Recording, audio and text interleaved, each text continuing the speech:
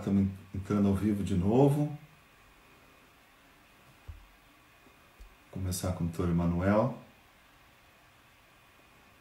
Olá, Roberto, como é que vai? Rosângela, tudo bem? Zé, Otávio. Isso aí.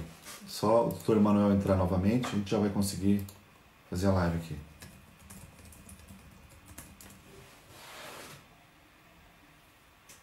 Vamos lá, doutor Emanuel, hoje vai ser uma live bem bacana sobre as novidades aí que o Emanuel, que é endocrinologista, trabalha também com imagem térmica. Vamos falar um pouquinho de obesidade, de dor.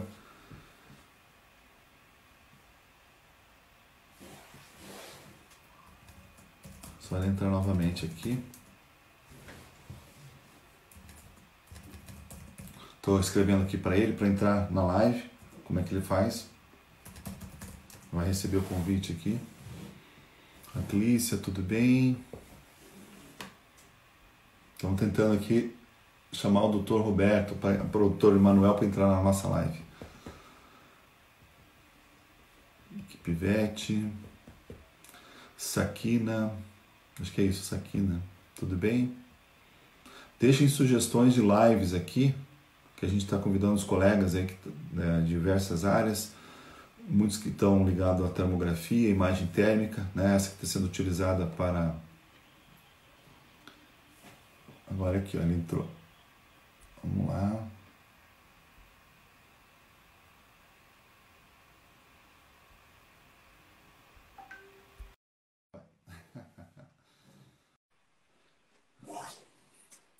É só aceitar, então, o convite. Eu acho que o doutor Emanuel vai conseguir entrar conosco e a gente já vai começar essa live com o nosso convidado aí. Já foi mandado o convite, está aguardando você, Emanuel, dar um aceite. Maurício, da Rivale, tudo bom, Maurício? Como é que tá? Jeane, Ana Rosa.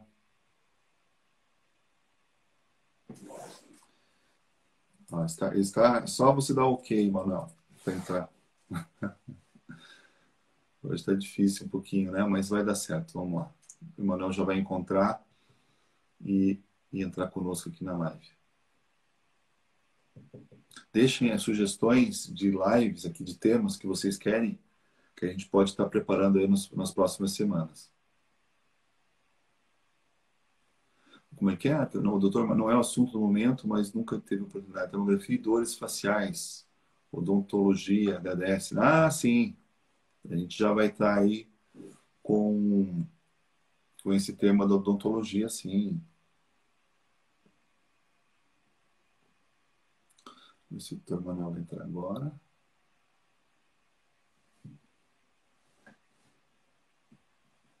Estou aguardando ele entrar. O tema de hoje é sobre dor, obesidade. Olá! Finalmente conseguimos. Estava uma confusão daqui para lá, de lá para cá. Conseguimos. Tudo bem, Manuel? Tudo bom, Marcos? Tranquilo? Tá, tudo ótimo. Tá me ouvindo bem aí? Tô. Tá na Arcos? Sim. Em Campo Grande? Então, Campo Grande, Mato Legal. Grosso do Sul. Não, o pessoal tá ansioso aqui para saber.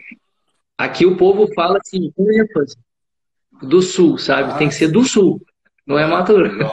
Igual eu aqui, né? Eu tô em Curitiba, então eu tô lá no Sul, mas é como se fosse o Sul, lá como se fosse lá Porto Alegre, né?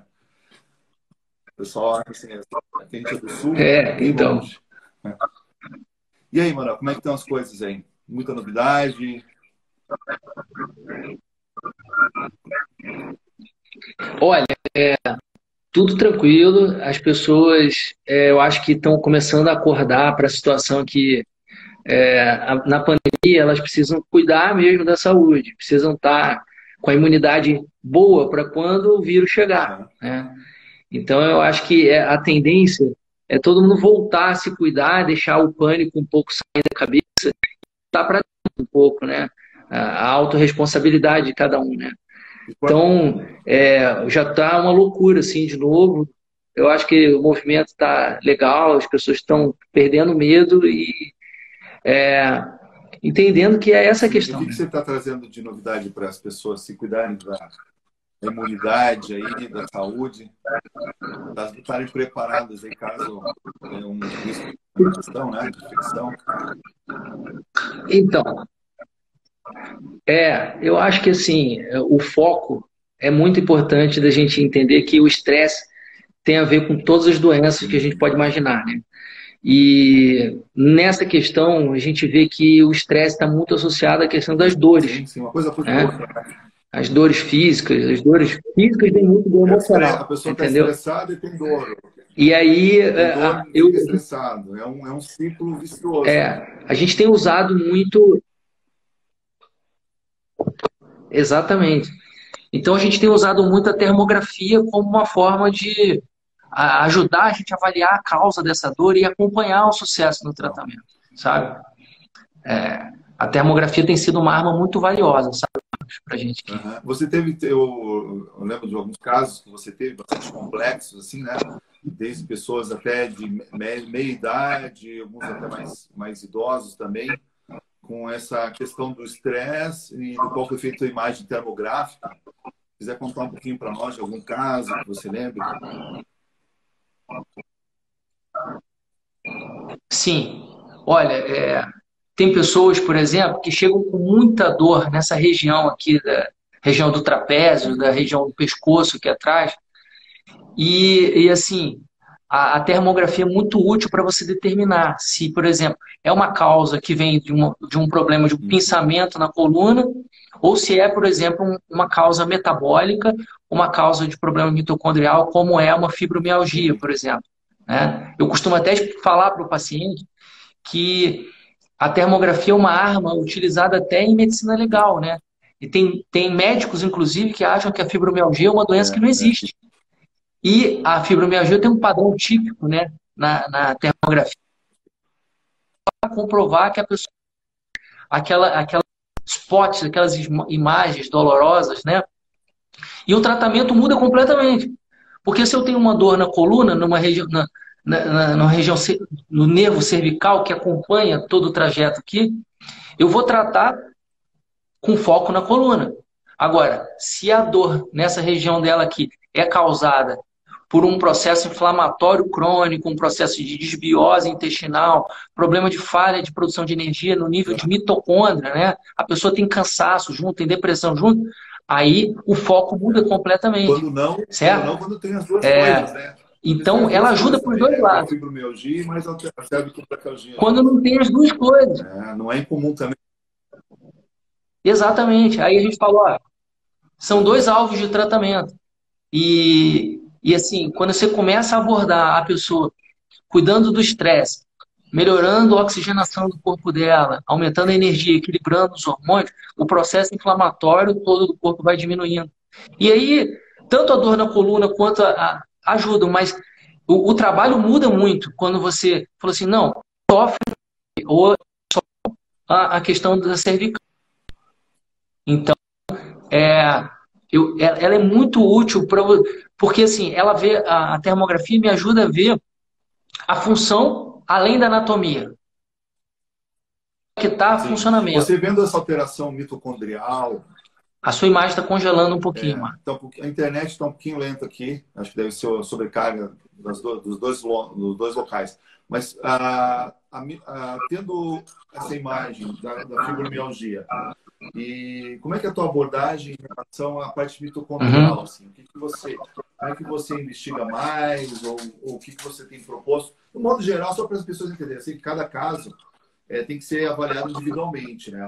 Mas seria mais ou menos tipo de abordagem, assim. É nutricional, é suplementação? Bom, na fibromialgia, a pessoa tem um comemorativo. Geralmente, ela tem o que a gente chama de síndrome da Sim. fadiga crônica.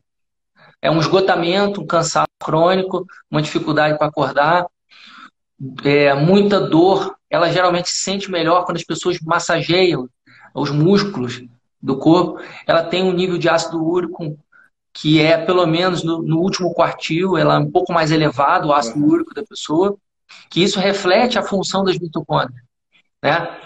E aí a abordagem é o quê? Desintoxicar essa pessoa, desinflamar, oxigenar, energizar essa pessoa, dar suplementos que façam essa mitocôndria trabalhar melhor. E ela com mais energia, ela tem menos dor, menos inflamação. Então eu foco no intestino também, porque o intestino é uma fonte de processos inflamatórios muito importante, né? Então a gente trata o intestino, a gente trata os neurotransmissores, desintoxica essa pessoa. Muitas vezes é preciso fazer um tratamento à base de oxigênio terapia, tá? Chama terapia de von Ardenne, que faz com que a pessoa comece a produzir mais energia. E atua também na parte emocional, no questão do estresse, porque o nosso inconsciente é onde estão a maioria dos problemas, né? Então, faz parte do tratamento ajudar a pessoa, ensinar a pessoa a meditar, a viver o presente, diminuir a suscetibilidade dessa pessoa. Às vezes ela tem medos que são mais fortes do que ela, que não consegue, que ficam toda hora vindo à tona e reativando esse sistema nervoso autônomo dela, que a gente sabe que na fibromialgia um dos grandes problemas é o sistema nervoso autônomo, com simpático muito ativado. E isso você pega perfeitamente, dá um diagnóstico na termografia, sim, e também né? As questões do diagnóstico diferencial, até eu queria conversar contigo sobre isso. Você tem a formação em endocrinologia, né? Então, eu tenho duas doenças aí que eu gostaria de conversar contigo, que são diagnóstico diferencial. Um é do hipotireoidismo, né? Quando é que é hipotireoidismo e quando que é para separar da fibromialgia, né? Como é que faz isso? E também em relação à fadiga adrenal, né? A insuficiência adrenal mesmo e fadiga, né? Vamos falar um pouquinho do hipotireoidismo primeiro e aí a gente vai... depois a gente fala um pouquinho da fadiga em si, né?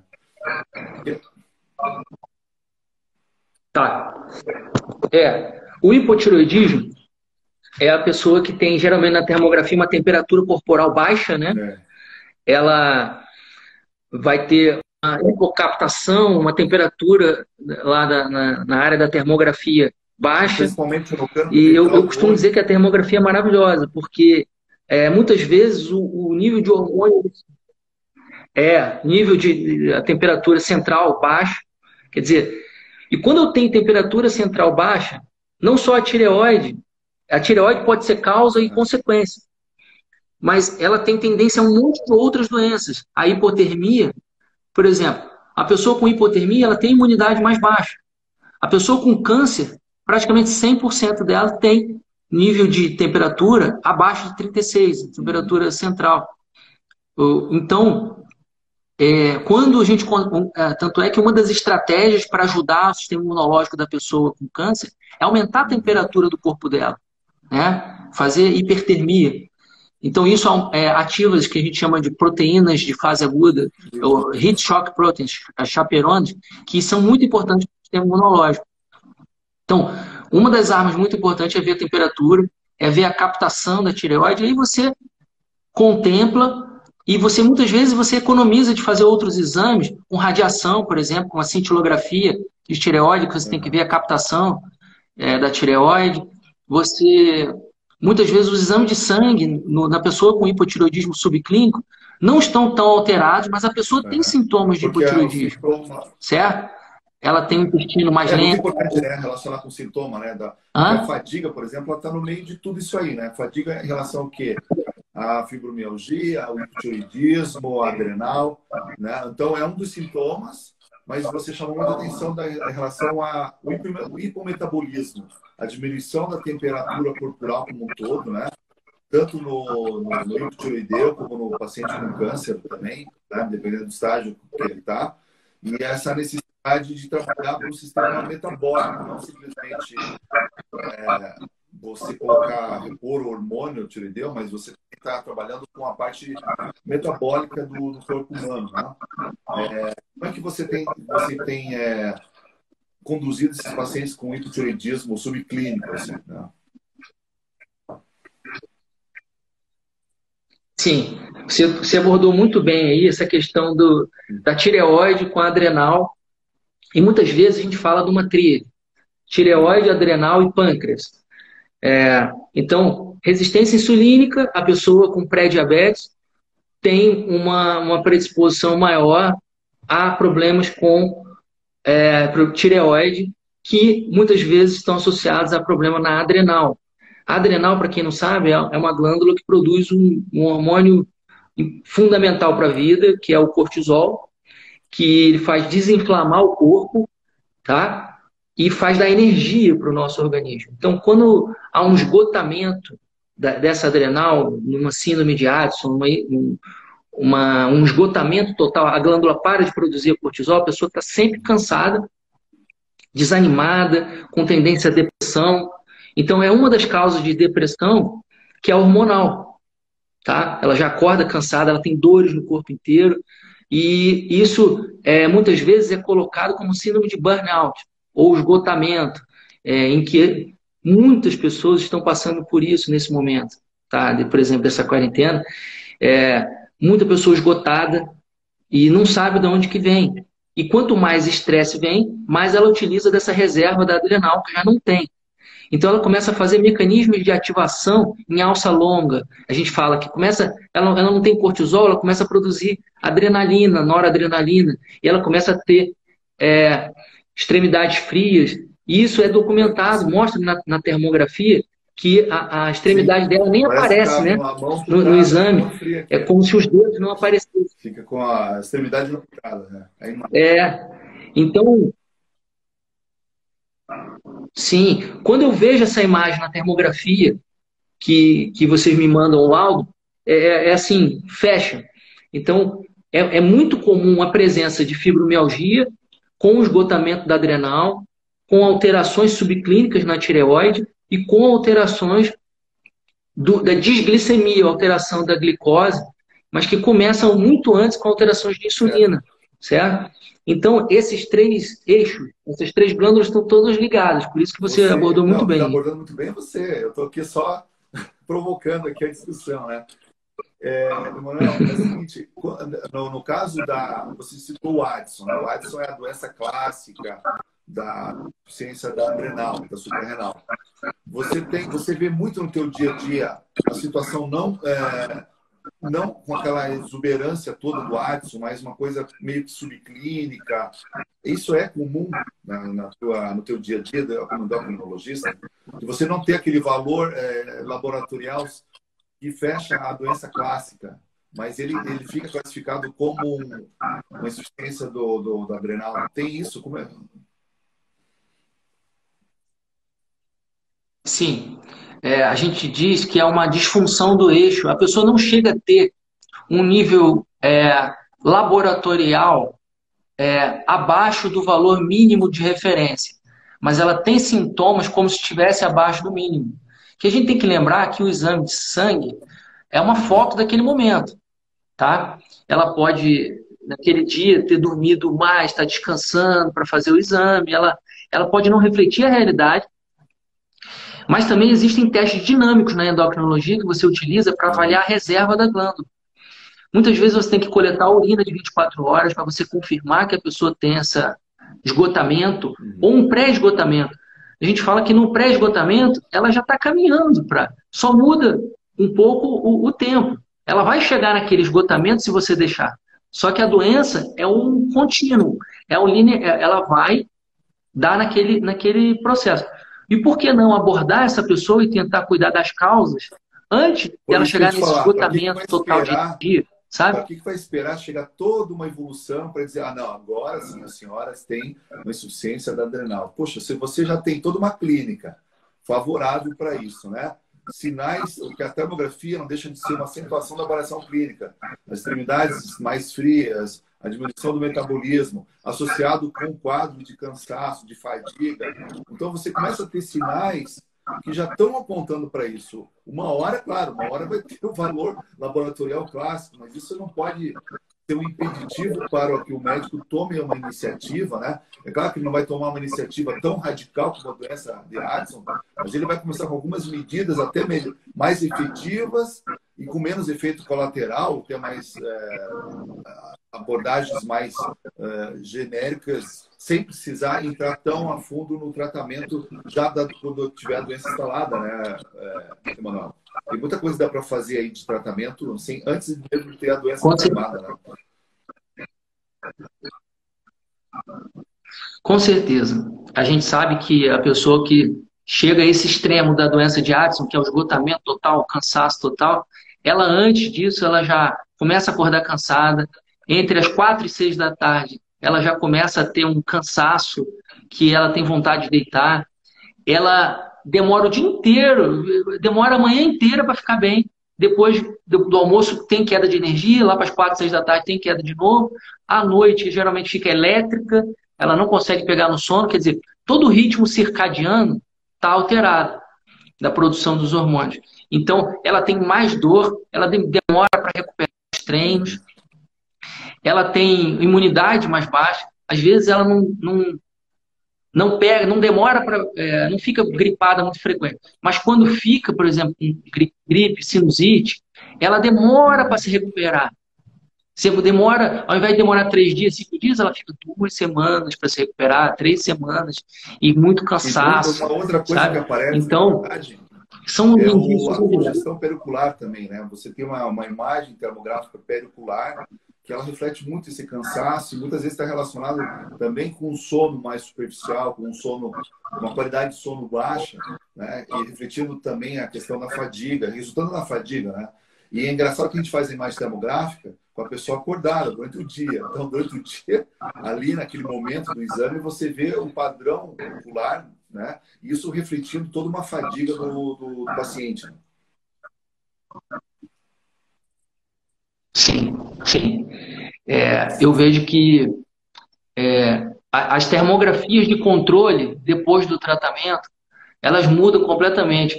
Por isso que eu falo assim, tem que tirar uma foto da pessoa antes do tratamento e depois, porque parece que muda até a carteira de identidade dela, assim, sabe? Você mexer no metabolismo de produção de energia da pessoa é algo que mais traz qualidade de vida para essa pessoa. E eu costumo dizer que quando você não trata da produção de energia, você está deixando que todas as doenças crônicas evoluam mais rápido. Porque toda doença crônica começa com uma falta de produção de energia. Esse déficit energético, como é que você tem abordado, então? Dá umas orientações para nós, porque o déficit energético também, não adianta a pessoa pegar e sair correndo, fazer atividade física. O leigo vai pensar, eu estou sedentário, vou fazer atividade. Aí você acaba piorando a situação também, né, mano? Você cria, porque a pessoa está propensa a ter lesão e está cansada e alguém fala, vai fazer uma atividade, vai correr, não sei o quê, e ela não está preparada para isso, né? Então, essa abordagem do déficit energético, como é que você tem orientado um pouquinho, assim, só para dar uma noção para o pessoal, qual que é o caminho para isso? Que também comer qualquer coisa, então vai comer, não sei o quê. Não é tão simples assim, né? Por isso que precisa da avaliação médica, um endocrinologista. Sim. Exatamente. Nos casos mais extremos, a pessoa precisa suplementar até a cortisol, né? Mas, no caso que está mais avançado, ela não pode sair fazendo atividade física assim, intensa de forma alguma. Porque, como eu falei, a reserva do hormônio que faz produzir energia e tirar a inflamação do corpo está muito baixa. Então, essa reserva baixa impede com que ela se recupere, ela desinflame o corpo. Então, ela está toda inflamada. Ela está cansada e está inflamada. Esse é o resumo da pessoa que está com esgotamento. E aí, quando você começa a melhorar, equilibrar os hormônios, desintoxicar o corpo, energizar através de suplementos, todo esse processo começa a clarear. Falou, nossa, doutor, eu estou voltando a ser quem eu era. Agora sim eu consigo. A minha clareza dos pensamentos voltaram, eu acordo mais disposto. Chega 9, 10 horas da noite, eu tenho sono. Qual é o normal? Não é o normal você demorar o dia inteiro para ligar e você ficar elétrico à noite. Né? Então, assim, a abordagem deve ser equilibrar os hormônios. Só que equilibrar o que esse teve esgotamento, você há de concordar comigo que isso é tratar a consequência do problema. Ele esgotou, eu dou o hormônio, mas isso aí eu trato a consequência. Na minha visão, qual é a causa? As causas são as intoxicações crônicas subclínicas, quer dizer, metais tóxicos, derivados do petróleo, que tem grande tropismo pela glândula adrenal. Doenças autoimunes também fazem isso. Infecções, como tuberculose, por exemplo, elas vão para a glândula adrenal e atacam a glândula. Então tem muita gente que está esgotada, está cansada e não sabe por quê e tem que ser investigada a causa. Sim. E tem que ser Só tratada a causa. a Andréia está pedindo aqui, ó, ela Entendeu? falou assim, se a pessoa tem um rim só, ela está mais propensa a ter fadiga. Na verdade, quando se tira um rim, seja lá por doação, não se tira adrenal junto. Ela não vem. Agora, mesmo quem tem um déficit, tem uma doença congênita e não tenha nascido com uns rins, aí pode ser que tenha um pouco de deficiência da adrenal junto, né? Mas tem que ver isso aí, porque são duas coisas totalmente separadas. O rim é uma coisa e a adrenal é outra. Vocês querem comentar alguma coisa? Foi uma pergunta aqui da Andréia, que estava preocupada aqui com relação ao fato de ter um rim só.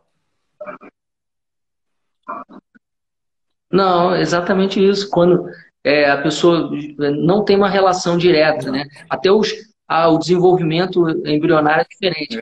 Então, quando você tira ou perde ou nasce sem rim, a adrenal, por ser tão importante para a preservação da vida, ela é a glândula da preservação da vida. Ela se mantém, certo? A gente sobrevive também com uma adrenal só, tá? Não tem problema. O problema é que a maioria das pessoas tem disfunção nesse eixo. Hipófise e adrenal, né? Hipófise, hipotálamo, adrenal. E essa alteração é subclínica. E as alterações são muitas, e elas são desse estilo de vida nosso hoje em dia. Muito corrido, muito estresse, muito produto químicos. O imunológico acaba não sabendo lidar com isso. Você acaba ficando com isso acumulado no corpo. E a glândula adrenal, porque ela é gordurosa, ela acumula esses tóxicos no organismo. Ela acaba acumulando isso. Então ela vai sendo bombardeada, sobrecarregada com estresse. E às vezes alguma infecção, essa adrenal, ela tende a esgotar. E ela é ativada pelo sistema nervoso. Então, primeiro, acontece que a pessoa fica com cortisol alto muito tempo, e as pessoas falam assim, não, eu sou estressado, eu estou com cortisol alto. Só que ela fica alta por algum tempo, enquanto a glândula consegue trabalhar muito. É igual o pâncreas. Primeiro ele começa a produzir muita insulina, depois ele vai e esgota. Então aí na hora que a adrenal esgota, cansaço, desânimo, sonolência, imunidade baixa, tendência a intolerância a alergias alimentares, dores no corpo, dificuldade para recuperar dos treinos, certo? Então ela fica uma pessoa mais propensa a doenças, mais propensa de todo lado, tanto a doenças emocionais quanto físicas. E outra coisa da termografia na sua área da endócrino é o fato dela identificar a neuropatia periférica do diabético, até com uma fase do chamado pré-diabético, da pessoa ainda que nem sabe que tem diabetes, e faz uma imagem, muitas vezes plantar, né, dos pés, que é mais evidente, e já identifica sinais da neuropatia periférica. A gente já teve alguns casos, né, Manuel? E nessa situação, a intervenção do diabetes ela tem que ser muito mais rigorosa, assim, né? Tem que mostrar para o paciente que ali não é só o pé dele que está tendo a neuropatia, ele pode, inclusive, evoluir com uma neuropatia cardíaca, que é mais grave ainda, né?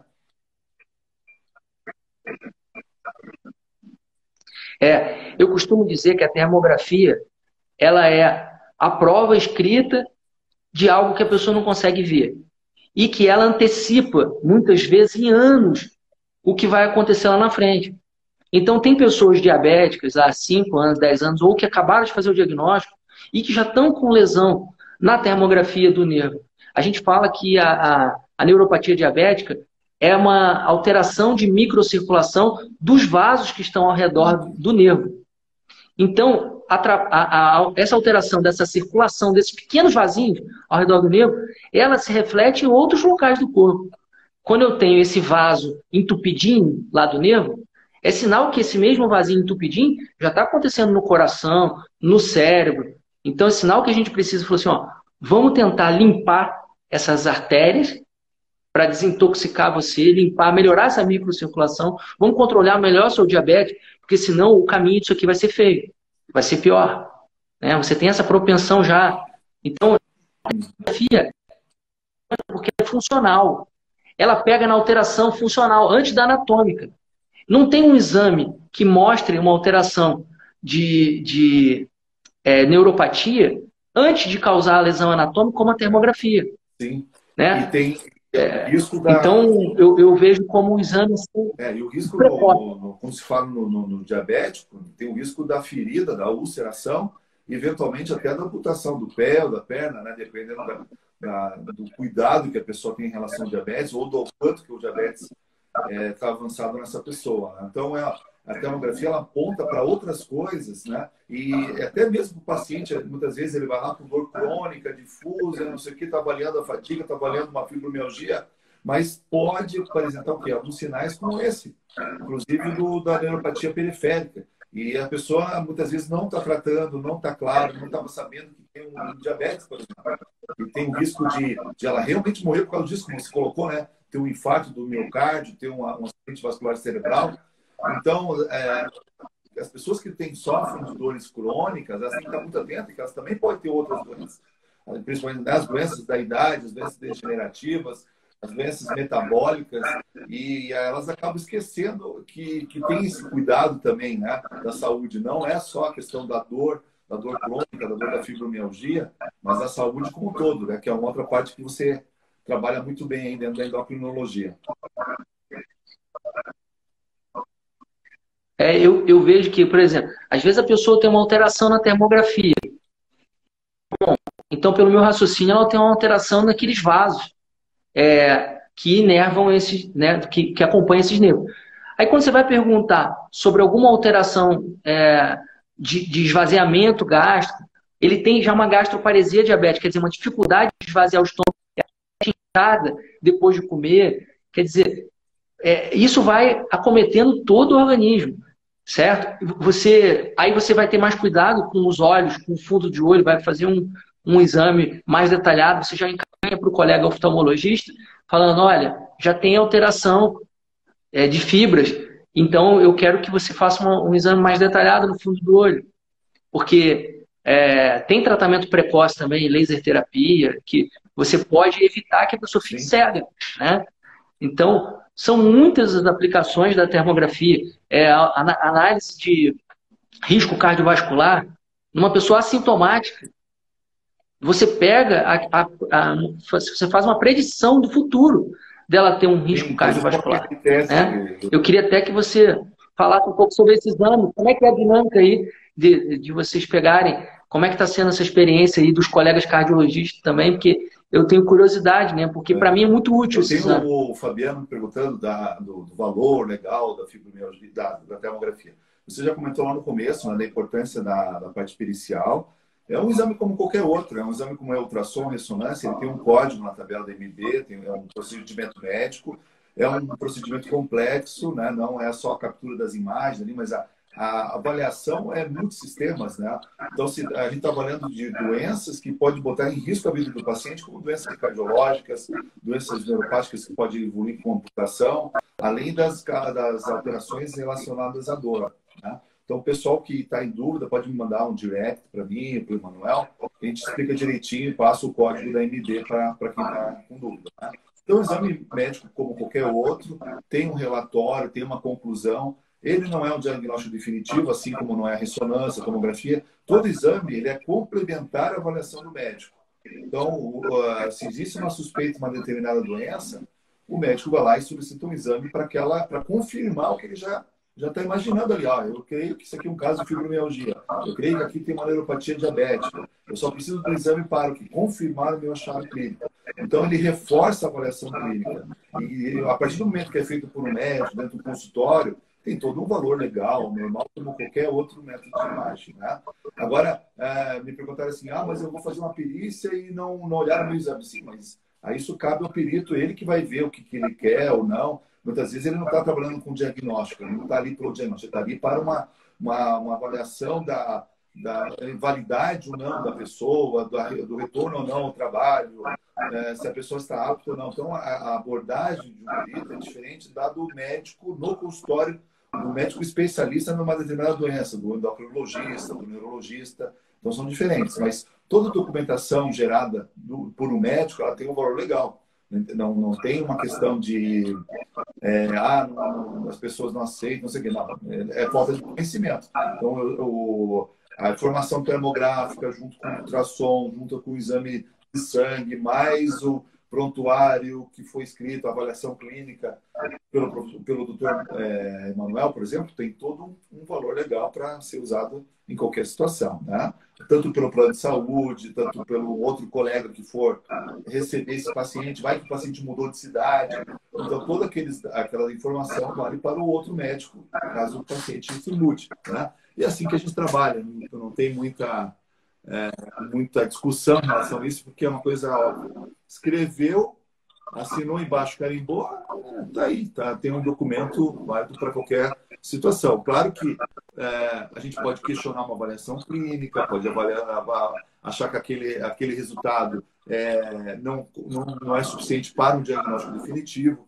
Então, tem os questionamentos, isso é normal em qualquer área, né? Mas, no modo geral, é um conjunto de informações que vai ajudar o paciente na sua recuperação. Manuel, me conta um pouquinho mais também sobre obesidade, que é uma área que você trabalha bastante, né? E na parte nutricional, você também dá essa orientação dentro da nutrologia para os pacientes que têm a ideia de melhorar a perda de peso, não só pela questão estética, né? Mas pelo menos a questão de saúde mesmo, doença metabólica, seja pelo diabetes, seja até pela dor crônica, pela fibromialgia, né? Isso é bastante importante também aí, mano, comentar com o pessoal. Na obesidade, você vai ter vários comemorativos pela termografia, né? Você vai olhar na termografia, a pessoa tem uma temperatura corporal baixa, um metabolismo baixo, ela produz pouco calor, pouca energia, ela vai ter sinais de sobrecarga no fígado, que muitas vezes eu precisaria fazer outros exames para confirmar isso. Vai haver alterações de desbiose intestinal, que isso aparece também na termografia, que é muito útil para isso. Então, a termografia, ela é útil, sim. Eu falo que ela é um exame de corpo inteiro, ela não emite radiação, ela não tem contraindicação. Eu falo para o paciente assim, ó, se prepara, porque vai vir mais coisa do seu prontuário inteiro aqui de diagnóstico, entendeu? Assim, o laudo é feito por um médico especialista, como o Dr. Marcos Brioche, quer dizer, a gente faz aqui em parceria. A gente capta as imagens e a tecnologia ajuda muito nisso, porque a gente manda por e-mail todas as imagens, a equipe do Dr. Marcos analisa e dá esse laudo para a gente, ele como médico e os outros médicos que trabalham com ele, e a gente tem um subsídio bom tanto para guiar o tratamento como acompanhamento.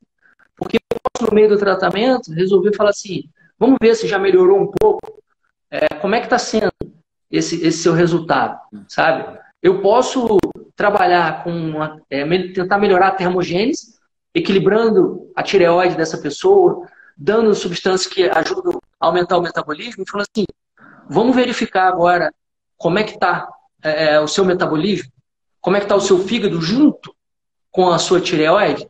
Quer dizer, eu posso pedir para o Dr. Marcos uma avaliação específica na questão da obesidade. Vamos ver. É claro que nessa altura a pessoa vai notar, nossa, meu intestino mudou. Agora eu vou no banheiro e esvazia todo o meu intestino. Meus gases diminuíram, certo? Mas às vezes o fator limitante da perda de peso é a gordura no fígado, é a sobrecarga hepática. Então eu falei assim, ó, vamos ver. De repente, como você emagreceu, foi muito ácido graxo livre, né? Que é o que acontece quando começa a queimar gordura. Aí foi muito ácido graxo livre para o fígado e entupiu esse fígado. Aí nós precisamos trabalhar em melhorar a função do seu fígado. Então a gente precisa dar antioxidante, precisa limpar esse fígado de substâncias tóxicas para que esse processo volte a deixar de ser o gargalo no processo de emagrecimento.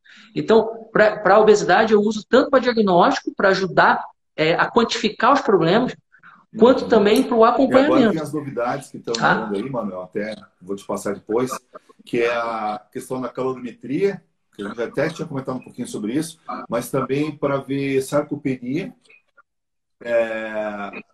a taxa metabólica de repouso, né, que é a calorimetria, com composição corporal, de gordura, massa magra, tudo numa avaliação só e também dando uma informação um pouquinho sobre se a pessoa está no nível de sedentarismo ou não e quanto de atividade que ela deveria estar produzindo para sair do que a gente classifica como sedentário, né? Mas, sim, claro, tudo isso com orientação médica, vendo se é o momento apropriado, ou fazendo primeiro essa reposição e depois reavaliando. Mas é um parâmetro para ter um segmento ao longo do tempo e tirar a pessoa dessa questão do sedentarismo, do risco de doenças metabólicas. E uma outra coisa interessante, hoje se fala muito em telemedicina, mas veja, a gente já trabalha com telemedicina há um bom tempo aí, né? Já estamos com 5, 6 anos, né, Manuel?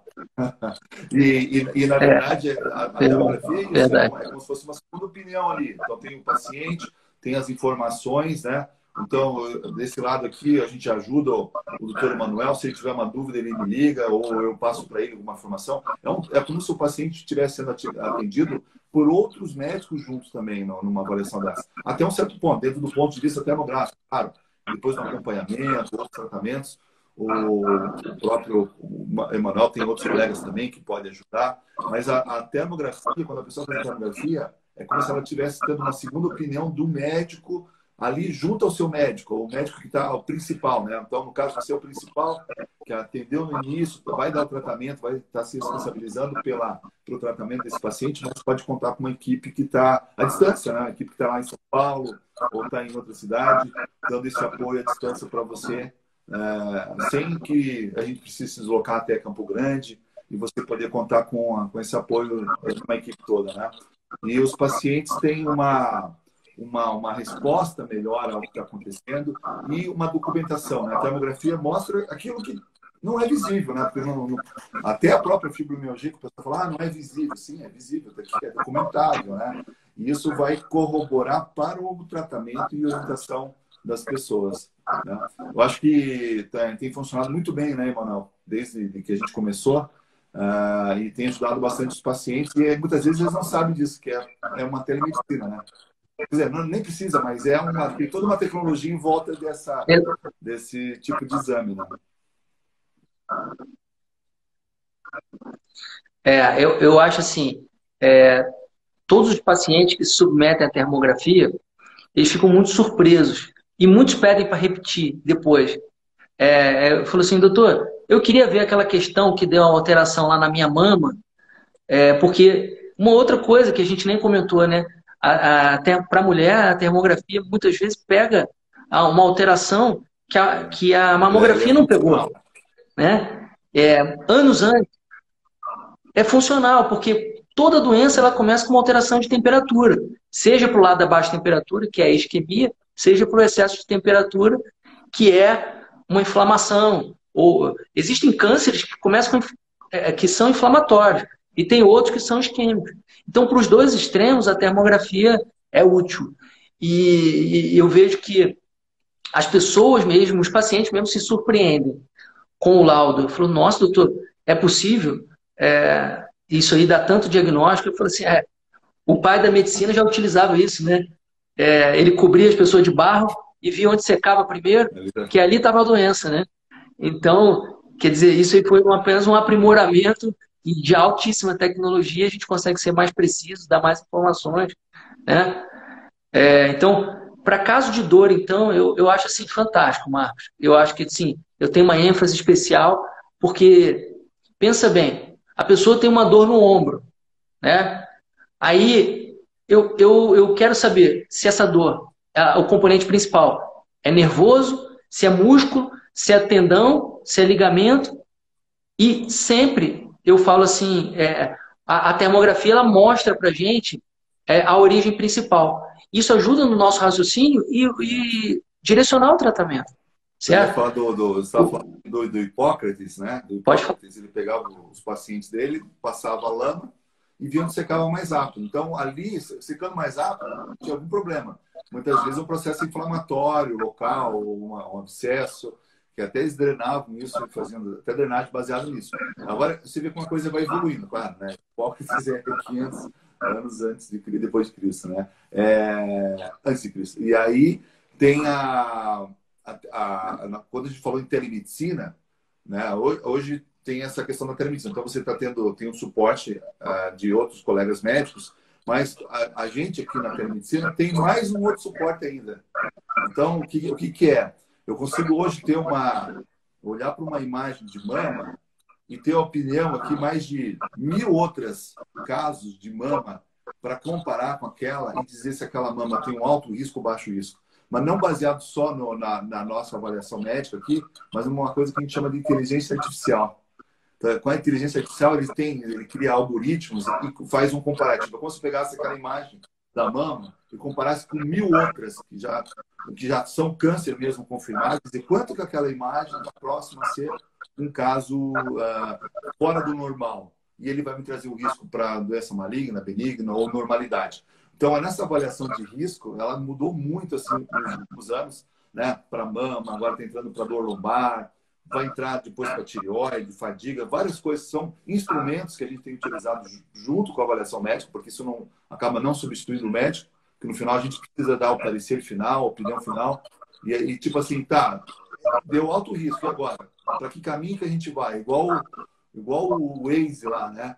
Você quer ir para a tua casa, tem 3 caminhos. Ele te dá os 3 caminhos. Mas hoje eu vou por esse aqui porque não tem sinaleiro ou porque eu quero curtir mais a paisagem. Então, essa parte médica nunca vai deixar de existir, né? Enquanto a gente estiver aí antenado às novas tecnologias, a gente não vai ficar para trás, né, Emanuel? Então, usando inteligência artificial, telemedicina, a termografia, né, os tratamentos novos que não saem do tradicional, não é só o remédio ali básico, você vê que tem todo um cuidado de saúde. Então, hoje, os pacientes têm uma qualidade tem uma opção muito grande junto aos médicos, né? Os médicos são atualizados, que estão desenvolvendo trabalhos além do básico, vamos chamar assim. Então, e tanto é que a expectativa de vida tem aumentado muito, né? Mesmo no Brasil, até em regiões mais simples, mas ela tem aumentado graças a essa tecnologia toda trazida ao que nós médicos estamos fazendo no nosso dia a dia. Sem dúvida. Eu fico encantado assim com a gente, tudo quanto é tecnologia que veio para a gente tentar predizer, né, antecipar o que pode vir a ser. Eu acho que ela é muito válida. Pensa, você tem uma alteração inflamatória na tua mama, porque toda inflamação vai gerar um problema mais grave depois, né? Então, assim, aí hoje a gente sabe que o intestino é o centro da nossa saúde. Então, assim, a disbiose, ela reflete aqui uma inflamação do intestino. O intestino inflamado passa essa inflamação para o sangue e eu gasto a energia do meu corpo reagindo para desinflamar o meu intestino. Pensa bem. Então a gente começa a adoecer pela alimentação. Eu melhoro minha alimentação, desinflamo meu intestino, desinflamo outras partes do meu corpo, sabe? Então, eu falo que o poder da termografia em documentar essas alterações que são iniciais, ou para a pessoa fazê-la acreditar e olhar e falar, realmente, aqui, ó, tem um exame que me mostra que meu intestino está alterado. Olha, mas ele funciona todo dia. Meu intestino funciona todo dia. Será que ele está alterado? Não, são muitos outros fatores para que a gente consiga ter um intestino perfeito. Hoje em dia, quase ninguém tem um intestino perfeito. É muito difícil. Tem mais e quem tem o intestino bacterianas aí do que células do próprio corpo, né? E elas formando tudo isso, né? tem 10 vezes mais. Ainda mais todo o trato gastrointestinal. E Exatamente. essa flora, estando totalmente anormal, é praticamente um outro ser te causando inflamação, te prejudicando a tua saúde, né? E tem como trabalhar em cima disso, né? Você tem como trocar toda uma flora intestinal, trabalhar de uma forma de melhorar essa saúde, para que você possa ter um organismo que responda de forma adequada, né? Sem dúvida.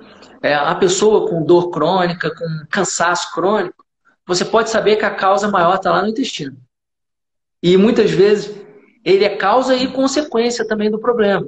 Então, pensa bem, uma pessoa que a gente falou lá da questão do esgotamento, né, da adrenal, do burnout, da pessoa que está muito cansada. Ela já não tem energia. E ela tem que gastar um pouco de energia dela para tentar desinflamar esse intestino, que fica sempre constantemente inflamado por coisas que aparentemente não aparecem naquele momento. Então ela está comendo trigo, que esse trigo de nosso transgênico inflama muito o corpo, né? E ninguém fala, tem gente que acha até hoje que isso aí é mito, né? Do glúten e tal. Então ela está comendo pão todo dia inflamando aquele intestino. E ela não sabe de onde está vindo aquele cansaço, aquela baixa imunidade, aquela rinite crônica, aquela sinusite crônica, tá? Aquela irritabilidade, aquela tristeza. Por quê? Porque o que mais tem são estudos associando alterações da flora intestinal com depressão. Porque onde a gente produz 95% da serotonina do corpo inteiro? Intestino. E o intestino manda conexões para o cérebro 400 vezes mais do que o cérebro manda informações para o resto do corpo. Então tem neurônios que conectam e mandam informação de baixo para cima. Tá? Então o conteúdo de serotonina intestinal determina a informação da serotonina dentro do cérebro. E a serotonina no cérebro vai modificar a expressão de como a gente tem as doenças e tudo mais. Então, o nosso microbioma, o quanto que tem nessas bactérias do intestino, determina que nós vamos ter sim. Também, isso a ciência já Não, provou, e né? você vê na imagem termográfica, ele mostra Por aí. a alteração inflamatória por uma resposta neurológica. E é uma coisa mais complexa de explicar aqui, né? Porque não é uma imagem direta, mas é uma imagem funcional que aparece na parede abdominal nos pacientes. E você vê tão comum isso no paciente com fibromialgia, né? E é uma coisa, às vezes, não lembrada, não abordada. Não que seja a cura da doença, não estou falando em cura de fibromialgia, mas estamos falando em qualidade de vida, reabilitação, a pessoa ter menos crise, sair de um processo de crônico de adoecimento, né, de só ter piora, daqui a pouco ela começa a ver que tem um caminho para melhorar. E uma coisa básica, né, vamos chamar assim, dentro dessa abordagem que você está comentando, é o intestino, realmente, né? Eu tenho formação em cirurgia geral, então eu só vi o intestino lesado, com tumor. Hoje eu já tenho uma visão diferente em relação a isso. A gente estuda muito pouco a parte funcional do intestino, né? E ela é muito importante, principalmente pela questão da flora intestinal, que você tem como trabalhar com ela, melhorar e fazer ela trabalhar para um lado bom do corpo, né? Então é um assunto que a gente pode até fazer uma outra live só para falar disso aí também, né, mano? E tem tanta coisa quando você for falar de intestino aqui. Sim. Tem muito assunto Manuel, estamos sobre isso aí. chegando no nosso finalzinho aqui, porque o Instagram ele interrompe aqui a live, né? Se o pessoal quiser fazer alguma pergunta ainda, enquanto o pessoal põe mais alguma pergunta, diz para nós onde que você está atendendo, onde o pessoal pode te procurar.